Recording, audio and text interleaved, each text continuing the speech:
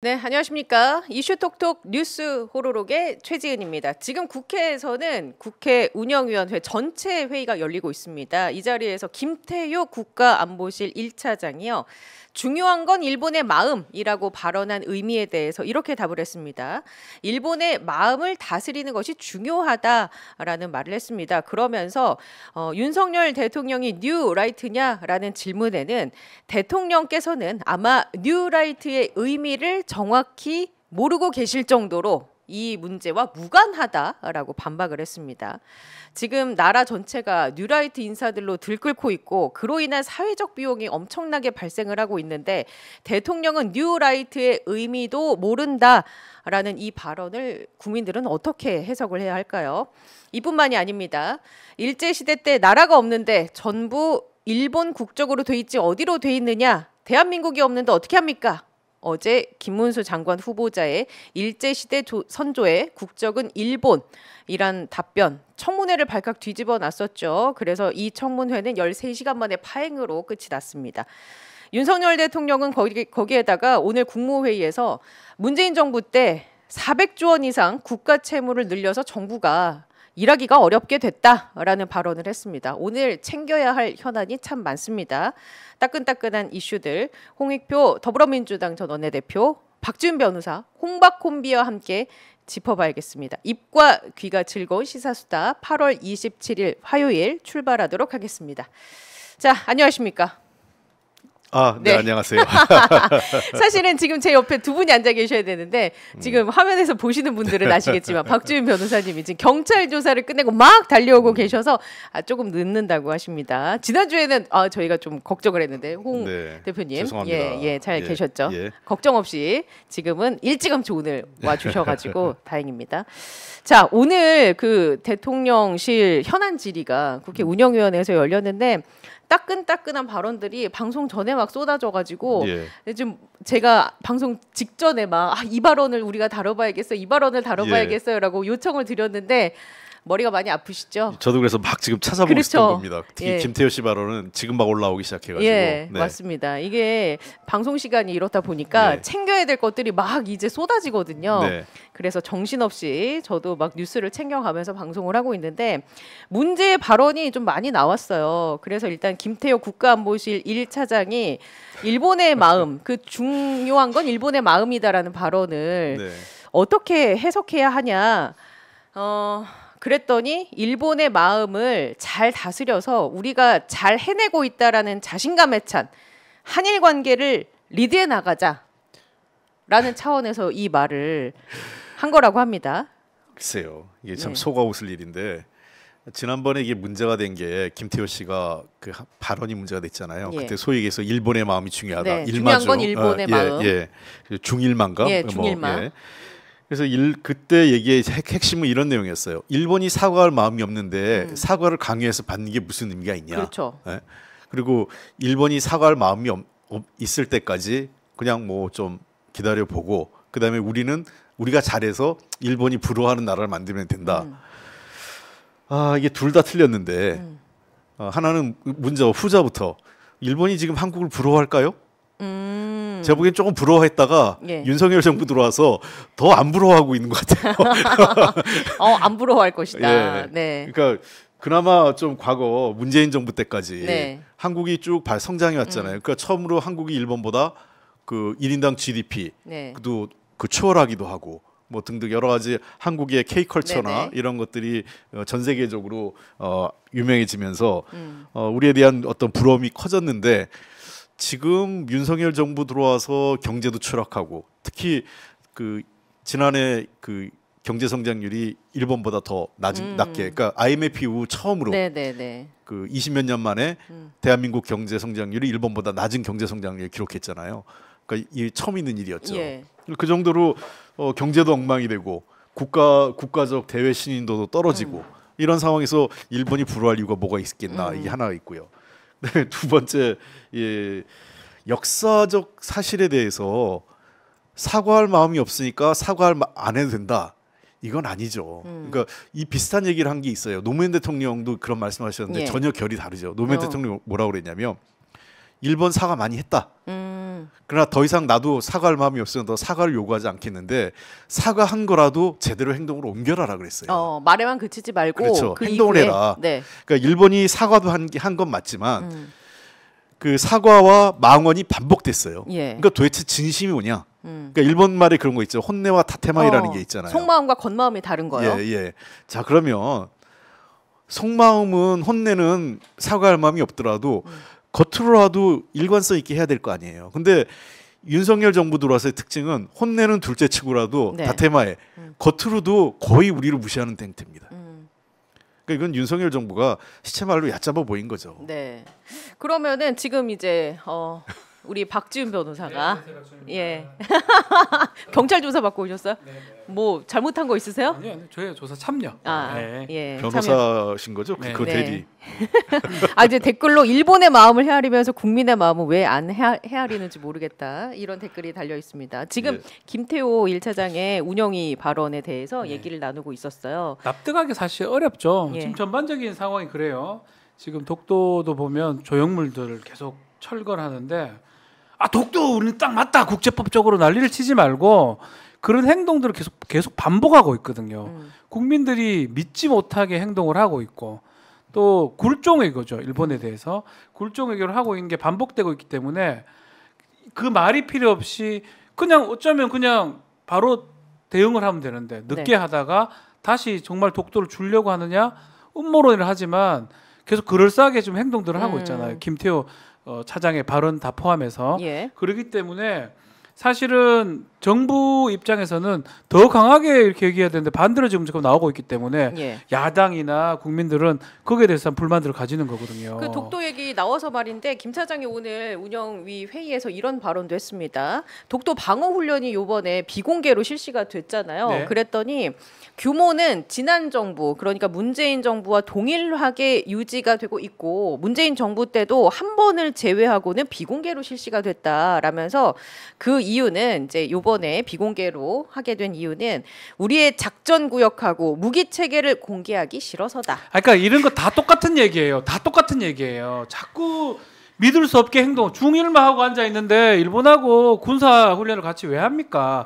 그리고 독도 방어 훈련을 한다면 제대로 알려줘야죠. 이런 상황이라면 우리가 하고 있다 제대로. 여기서 어떤 식으로 어떤 군사 훈련을 하고 왜냐하면 우리가 그 어떤 열병식 같은 게 있어요. 군대 뭐 북한도 그렇고 뭐 러시아 같은 군대도 그렇고 열병식 하는 이유가 뭐냐면 이런 무기가 있다는 걸 보여주는 거거든요. 우리만큼 세. 그러니까요. 그냥 해야 돼요. 이런 상황이면 오히려 독도 방어 훈련 한다는 걸 보여줘야 되는데 또 반대로 감추고 속이니까 그래서 문제라는 겁니다. 그러니까 이 정부 들어와서는 한 번도 공개를 하지 않았어요. 문제는. 그러니까 문재인 정부 때 비공개한 적이 있어요. 역대 정부에 비공개를 한 적이 있고 공개를 한 적이 있는데 거기에 공개와 비공개가 교차돼서 하고 그다음에 문재인 정부 때 비공개는 아마도 제가 알기에는 코로나 상황이 좀 반영된 거였을 거예요. 그리고 현 정부 들어와서 해병대 상륙 작전이 거의 제외돼 있습니다. 원래 통상적으로 그 해군과 해경이 공동훈련, 합동훈련하고 거기에 해병대까지 해서 해병대 상륙훈련이 있어요. 근데 그거는 이번 정부에서 거의 하지 않은 것으로 지금 돼 있단 말이에요. 그리고 훈련을 공개하지 않는 것은 이런 거죠. 공개하지 않는다는 게 훈련이 있다라는 건 다 브리핑을 합니다. 언론 브리핑으로. 언제 훈련을 하고 무슨 훈련을 한다. 어느 규모로 하고. 그렇죠. 그건 다 얘기해 줍니다. 다만 공개하지 않는다는 것은 기자들 접근을 막는 거예요. 그 통상 이제 그 군대에서 훈련하면 기동 훈련하고 할 때에는 어떤 특정 장면을 기자들한테 릴리스하려고 기자들을 불러요. 일부러 보여주기 위해서. 보여주기 위해서. 그래서 예를 들면 뭐 탱크가 기동하는 거다. 그럼 이제 좀 보기 그림 좋은 데 있잖아요. 그런 데를 일부러 데려갑니다. 국방부에서. 예를 들면 한미 연합 훈련 한다. 그러면 한미 연합사나 우리 국방부 같은 데서 화면 기자들을 다 데려가 가지고 그 카메라 기자들 여기서 찍으면 그림이 잘 나옵니다. 해가지고 다 그 우리 기동하는 거, 그 저 탱크나 또는 이 상륙함들. 뭐 상륙하는 거를 딱 그러니까 자료화면으로 나오잖아요. 방송에서. 멋있어 보이죠. 그렇죠. 그 공개한다고 해서 모든 훈련을 다 공개하는 거 아니에요. 공개할 필요도 없고요. 그런 적이 없어요. 지금 김태호 그 저 1차장의 말은 하나도 앞뒤가 안 맞는 말이에요. 말이 안 맞아요. 왜냐하면 제한된 장면, 우리가 보여주고 싶은 것, 우리가 강조하고 싶은 것만 보여주는 거예요. 거기에 무기 체계가 뭐가 시시콜콜 뭐가 들어왔고 우리가 작전은 어떤 거를 다 얘기할 필요는 없어요. 그냥 개념적인 것만 간략하게 언론에 브리핑하는 겁니다. 열병식 같은 것도 사실은 겉으로만 이렇게 뭐 미사일 것처럼 해놓고 뒤에는 모형인 경우도 있어요. 이런 게 있다는 거 보여주는 거예요. 약간 허세도 보이기도 하고요. 우리 말고 북한 열병식 그런 경우가 꽤 많죠. 핵도 만들었다 그러고 미사일도 만들었다 그러고 대륙간 탄도미사일도 만들었다 그러면서 보여주는 건데 그만큼 우리의 국방력을 자랑하는 게 그런 열병식인데 사실 자랑하라는 게 아니에요. 네. 독도를 정말 우리 영토로 생각하고 일본하고 관계에서는 지켜야 되는 어떤 그 수호의 의지를 보여줘야 되는 거거든요. 그걸 제가 감추고 있는 거잖아요. 이거는 사실 같은 맥락입니다. 독도 방어훈련도 마찬가지고요. 예. 그리고 지금 각 역에 없앴던 독도 조형물, 또 용산 전쟁기념관 등등에 없앴는 것들이 변명은 해요. 아유 뭐 원래 없앨라 그랬. 그러면 즉각 2배, 3배로 만들면 돼요. 그러니까 이거를 자꾸 우리가 국민들이 이상하고 민주당이 이상하게 변명 왜 민주당은 자꾸 토다느냐 정혜전 그 대변인인가 나와가지고 왜 독도가 국제법상 우리 땅 그러면 조형물 100개 만들어요. 각 역마다 그게 기분이 나쁘면 근데 같은 맥락이 계속 그래 보이니까 계속적으로 문제 제기를 하는 거예요. 독도 방어훈련까지 같이 앞서서 못 믿겠다는 거예요. 이 정부 들어와서 그 가짜 뉴스를 지금 대통령이 가짜 뉴스가 검은 세력 얘기하잖아요. 네. 가짜 뉴스를 만드는 토대를 정부가 제공해요. 자꾸 빌미를 제공한다. 예, 왜 그러냐면 독도 조형물이 지금 이 정부가 지금 변명하는 게 정부 여당이 변명하는 게 철거가 아니라 리모델링하고 새로 하려고 그랬던 거다 이런 거잖아요. 뭐 낡았다. 예, 낡아서 새로 만들려고 하는 거다. 그 왜 저 사실과 다르다. 야당과 시민단체 공격이 그러면 공문서를 보여주면 돼요. 되게 이 리모델링 계획이면 리모델링 계획서가 최소한 1년 전에 결제받은 게 있을 거예요. 뭐 발주를 해놓은 거라든지. 그렇죠. 뭐. 예, 이미 왜냐하면 철거와 동시에 리모델링이 같이 이루어지는 거거든요. 그러니까 이게 리모델 진짜 철거가 아니라 리모델링이라면 최소한 6개월 내지 1년 전에 그 계획서와 예산 결제가 있어야 돼요. 예. 그러면 정부 말이 맞죠? 네. 그럼 민주당과 우리가 그래 우리가 오해했어 미안해 사과할게. 그렇죠. 이렇게 할 수 있어요. 예. 근데 그걸 안 밝히잖아요. 역시 설득력이 있네. 네. 그리고 아니 그 똑같은 게 지금 최근에 그 마약과 수사 관련돼서 그 세관이 있잖아요. 네. 그러니까 이제 그 관세청 직원들이 개입됐다는데 자 지금 문제는 그러면 빨리 수사해서 관세청 직원이 개입됐냐 안 됐냐가 밝히는 게 제일 우선이에요. 그렇죠. 그걸 밝혀지면 예를 들면 개입되지 않았다. 이건 관세청의 명예에도 걸린 거거든요. 빨리 해서 아무거 안 걸리면 우리가 오해했구나.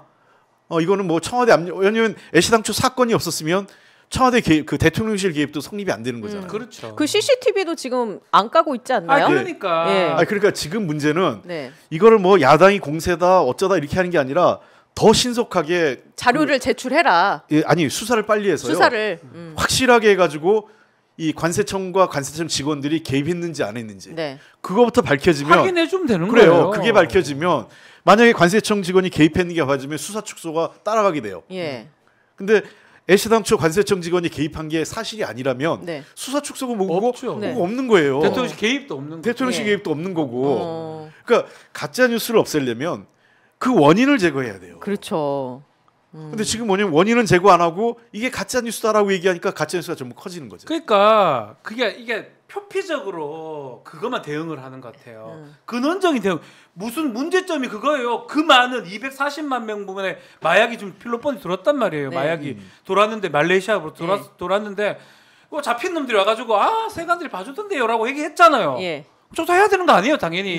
그렇죠. 옆에서 택시도 태워주고 이 사람들이 그딴 소리를 하고 있는데 그 말이 틀렸으면 그걸 확인하든지 그걸 안 하고 있잖아요. 그것만 확인해 주면 되는 거거든요. 문제는 거기서 풀리는 거예요. 그러니 거기서 끝나는 거예요, 사실. 그거 안 하고 자꾸 표면적으로 국민의힘들 나가지고 막 성질내고 그게 될 일입니까 이게? 명명백백하게 수사해서 빠른 수사해가지고 관세청 개입이나 세관 개입이 없었다. 그러면은 그다음부터 야당이나 시민단체 언론이 공격할 이유가 없는 누가 거예요. 공격합니까? 공격하면 이제 진짜 이상하죠. 그거 할 게 없는 거고 마찬가지예요. 독도 조형물도 지금 야당이 그 사실 왜곡해서 뭐 어쩌다 하는데 그러면은 이거 전자보고서 요즘은 다 전자결제 받거든요. 그러면 이거 조작도 힘들어요. 전자결제이기 때문에 몇 년 몇 월 며칠에 시각까지 다 찍히잖아요. 15시 38분 몇 초까지. 그리고 공무원들은 이런 이 문서 공문서 그 결제 문서 그리고 관련 예산 반영된 거 없으면 일 안 해요. 그렇죠. 자 그러면 조형물 철거 비용 그다음에 새로 리모델링 비용이 다 이미 반영돼 있어서 그렇죠. 결제돼 있어야 돼요. 그럼 그걸 보여주면 돼요. 그러면은 우리가 오해했구나 미안해 그럼 되는 겁니다. 네. 그렇게 끝날 일을 지금 일을 더 키우고 있다 정부가. 그렇죠. 다 그렇잖아. 모든 일을 이렇게 하잖아요. 그러면은 이 부분은 어떻습니까? 김태효 차장이 이런 얘기도 했습니다. 대통령이 뉴라이트냐라는 질문에 대통령께서는 아마 뉴라이트의 의미를 정확히 모르고 계실 정도로 이 문제와 무관하다. 라면서 대답을 했어요. 그러면서 본인이 생각하는 뉴라이트 개념에 대한 질문에는 혁신적인 깨끗한 우파다라고 얘기를 했습니다. 자, 이게 뭐 말꼬투리를 우리가 잡자는 게 아니라 이제 홍 원내대표님께서는 한 발짝 이제 좀 떨어져 계시니까 뭐랄까 좀 더 자유롭게 이 발언을 국민들이 어떻게 받아들여야 하는가. 우리가 단순히 뭐 이 발언에 대해서 뭐 이게 잘못이고요라는 차원을 넘어서서 이 뜻에 담긴 함의 뭐랄까요? 그런 걸 어떻게 우리가 바라봐야 하는가. 이거 순간에 그거를 모면하기 위해서 자기가 모시는 대통령을 바보로 만드는 건 있을 수 없는 일이에요. 그러니까 무지한 그러니까 대통령이 뉴라이트에 대해서 잘 알고 뉴라이트는 그런 게 아니다 이렇게 설명하면 될 일을 대통령은 뉴라이트가 뭔지도 몰라 이렇게 되는 순간 이거 완전히 벌거벗은 임금을 만들어버린 거예요. 본인 혼자 비단 갑옷을 입고 있다고 생각하고 벌거벗은 채로 내둥그러져 있고 참모들은 옷이 멋있습니다 이렇게 그냥 사탕 발림 소리 하고 있는 거예요. 정말 윤석열 대통령이 좀 제대로 했다면 이렇게 발언한 그 김태효 씨는 바로 경질시켜야 됩니다. 이건 본인을 굉장히 우습게 보는 거예요. 대통령 바보야. 내가 시키는 대로 다 하는 사람이야라는 이상이야도 아닌 거예요. 그렇죠. 두 번째 뉴라이트가 깨끗한 보스다라고 얘기하는 거는 이거는 혁신적인 깨끗한 우파. 그 출발부터 그래요. 왜 뉴라이트가 친일 논쟁을 벗어날 수 없냐면 일본에서 극우가 그 소위 그 극우 세력 이게 그 발현된 것은 뭐 여러 역사적이 있지만 본격적인 게 90년대 초입니다. 그러니까 일본의 헤이세이 불황, 그러니까 헤이세이 불황이라는 것이 경제 상황이 나빠지면서 일본이 급격하게 우경화됐는데 그때 그 사람들이 첫 번째 한 게 뭔지 아세요? 그 모임이 새역모라고 새로운 역사를 쓰는 모임을 만듭니다. 그래서 90년대. 그래서 일본의 역사를 새로 씁니다. 일본의 역사는 다 영광스러웠고 심지어 태평양 전쟁의 패전까지도 미화하는 거예요. 그러니까 일제 식민지 그 침략사도 자기들은 미화하기 시작하는 거죠. 그게 일본 우파가 90년대 초에 시작한 거예요. 근데 우리나라도 공통적으로 시작한 게 2000년대 초반에 뉴라이트가 이명박 정권 출범 초기에 출범 전에 나왔습니다. 2000 대략 시기적으로 2004년에서 6년 사이예요. 이때 우리나라 뉴라이트가 형성되는데 뉴라이트가 제일 먼저 한 게 뭔지 아세요? 역사 전쟁입니다. 그리고 역사를 새로운 역사 쓰는 모임을 시작해요. 똑같죠. 일본 우파하고. 그러니까 이 사람들이 일본에서 배운 거예요. 그러니까 우리나라 올드보수하고 뉴라이트의 차이점은 올드보스는 과거부터 보수예요. 이 사람들은 정통 보수. 정통 보수죠. 이 사람들도 반공이에요. 강한 반공의식을 갖고 있어요. 반공의식을 갖고 있는데 이 사람들의 의식은 한민족이라는 역사적 인식도 공유하고 있어요. 그래서 북한에 대한 적대의식도 있지만 북한하고도 뭔가 통일과 관련돼서 해야 된다. 이게 아마 노태우 정부의 8877 선언이나 그 대북방 정책, 그다음에 남북 화해협력 정책이 나올 수 있는 보수의 근원이 거기에서 나오는 겁니다. 이 사람들 다 반공주의자들이에요. 근데도 북한하고 대화하는 거죠. 또 이 사람들은 역사적으로 그 일본에 대해서는 최소한 내면적으로는 뭐 어떨지 몰라도 외형적으로는 반일은 굉장히 강조합니다. 왜냐하면 한국 사회에서 이 광복, 독립운동 이거를 부정하는 것이 어떤 건지를 너무 잘 알고 있기 때문에 보수가. 그리고 자기들은 친일한 사람도 있기 때문에 이 사람들은 미안한 마음이 있어요. 우리가 친일한 거에 대한 약간의 시쳇말로 좀 대놓고 얘기하기에 미안함을 갖고 있는 세력인데 뉴라이트는 그런 게 없어요. 한마디로 제가 보기에는 이 대한 이 판단 기준이 거의 없는 사람들이죠. 뻔뻔하다. 이 사람들은 뭐냐면 근원이 반공에 있어서는 반공은 같이 가는데 북한에 대해서도 훨씬 더 그게 없어요. 왜냐하면 재밌는 건 이 사람들의 뿌리는 주사파들이 많아요. 그 변질된 완전의 반대로 그렇죠. 간. 뭐 지금 다 알다시피 김문수 씨도 한때 좌파였고 신지호 씨도 그때 한때 좌파였고 뭐 지금 방통위원장 하고 있는 그렇죠. 하태경 전 의원도 그렇고 다 그때 뉴라이트 단체에서 한 거거든요. 그러니까 그때 대부가 김영환 씨라고 강철 서신 썼던 김영환 씨를 해서 그 뉴라이트 단체가 대규모로 만들어지기 시작한 거예요. 근데 이 사람들은 북한에 대해서 올드보스보다 대화조차 거부하는 사람들입니다. 왜? 본인들이 한때 좌파였기 때문에 조금이라도 그런 빌미를 안 주려고 하는 거예요. 우파 내에서. 그러니까 훨씬 더 강경하게 네. 북한에 대해서 모든 걸 거부하는 쪽으로 더 가는 거죠. 왜냐하면 자기가 바뀌었기 때문에 자기 부정을 계속 해야만 그렇습니다. 살아남을 수 있으니까. 자칫 거기서 조금이라도 북한에 유화적이면 너 좌파니까 또 그러는 거지 이런 소리 안 들으려고요. 예를 들면 하여간 그 뉴라이트 출신의 운동권 출신의 국민의힘 의원들이 의원 생활 내내 좌파 소리 들었어요. 그 안에서. 예. 그럼에도 불구하고. 네. 그리고 이 사람들의 세력은 탈출구를 어디서 찾냐 그러다 보니까 이 한반도의 질서를 바꾸고 새로운 변화를 바꾸는 데 있어서 기존 올드보스도 한미 관계를 중심으로 남북 관계를 풀려고 했는데 이 사람들은 한미 관계를 바탕으로 한일 관계에서 문제 풀려고 그래요. 남북 관계보다. 그러다 보니까. 왜냐하면 북한 문제는 자기들이 나서기가 불편한 거예요. 그리고 대화의 상대를 안 보니까요. 네, 그리고 거기 나서는 순간 자기들도 불편하거든요. 네. 자기들이 과거사가 있으니까. 예. 그러니까 이 사람들은 일본 쪽으로 하는 거예요. 일본도 그 굴종 외교로 밑으로 숙이고 그렇습니다. 들어가서 그래서 이 일본이 했던 행태를 일본의 극우가 했던 행태를 똑같이 반복합니다. 네. 역사 전쟁부터 국내적으로. 그래서 역사 전쟁부터 시작해서 우파 세력을 모아갖고 성공한 게 이명박 정권이었죠. 근데 너무 빨리 실패해 버렸죠. 예. 그래서 그 뉴라이트가 그때 한때 축소됐다가 윤석열 정부 때 MB 세력이 지금 되고 이명박 정부 때 했던 사람들이 다시 득세하면서 예.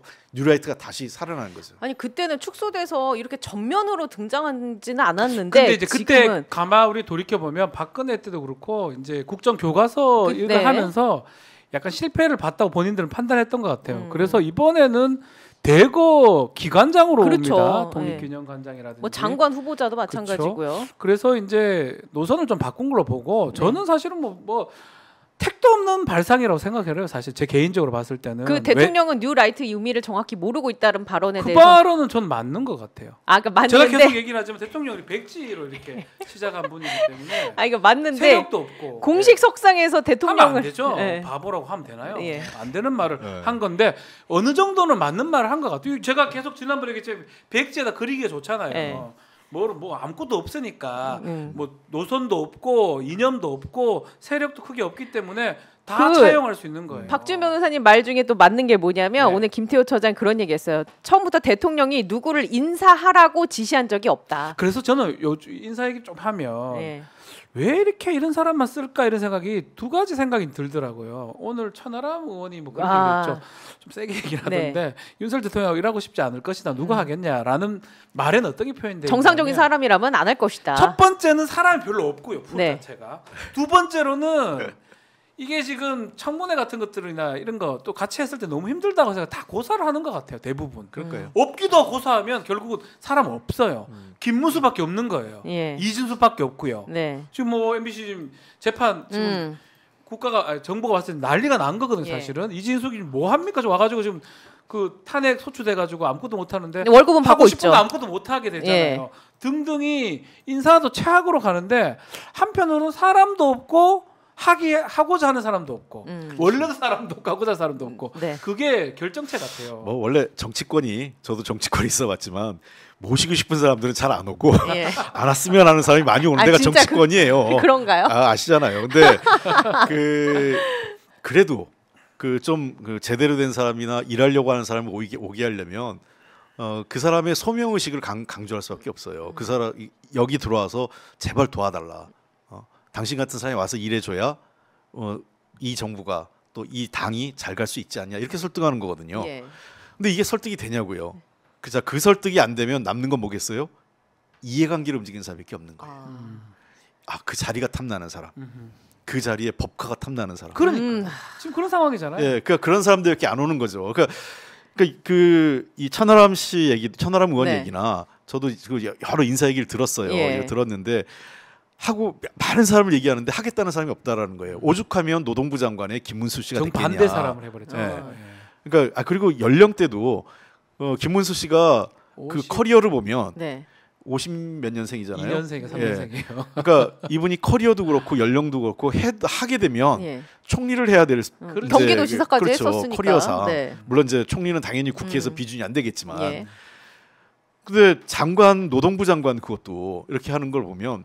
야 정말 사람 없구나. 이게 공통적인 거예요. 안팎이에요. 보수적인 사람까지도 그래요. 그러니까 지금 보수적인 사람들도 그런 거겠죠. 이 정부에 잘못 들이댔다가는 내내 시달리겠다. 이후에. 그리고 또 두 번째는 윤석열 대통령이 그 국무위원들 대하는 방식에 대해서 태도나 방식에 대해서 지금 뒷말이 많잖아요. 네. 거의 뭐 그 하대하고 뭐 이런 그런 얘기가 많이 돌기 때문에 내가 이 나이에 험한 꼴 보고 그 사람한테 망신당하느니 안 하고 말겠다. 그게 보수적인 사람들 그런 생각 강해요. 왜냐하면 이 우리 사회에서 보수라고 하면 그 어느 정도 지위도 있고 뭐 경제력도 있고 아쉬운 게 없는 거죠. 내가 뭐 그 이 나이에 뭐 더러운 꼴 보느니 그냥 나의 삶을 살래. 그리고 다음 정부 때 또 보수 정권이 되면 그때 가서 한번 생각해 보지. 이런 거예요 지금요.